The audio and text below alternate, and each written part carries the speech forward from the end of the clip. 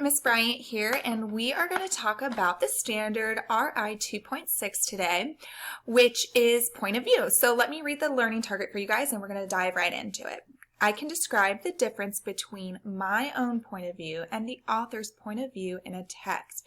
So last week, we did the same standard, but it was with literary text. The differences with this week is that we're dealing with RI, and that just means we're working with an informational text. So let's kind of review what point of view is.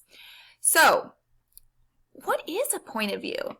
As we learned last week, it's the perspective that the character or narrator has about a topic or event.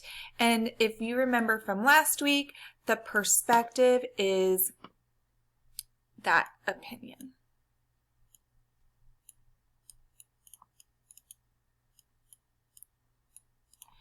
And for this week, we're really not going to have a character because we're dealing with informational text. We're definitely going to have a speaker or the person who is the author. So I wouldn't say it's really necessarily a narrator, more so of a speaker.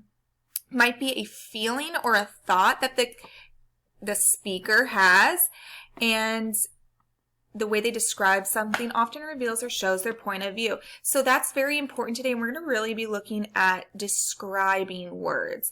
What type of words are used to talk about a specific topic?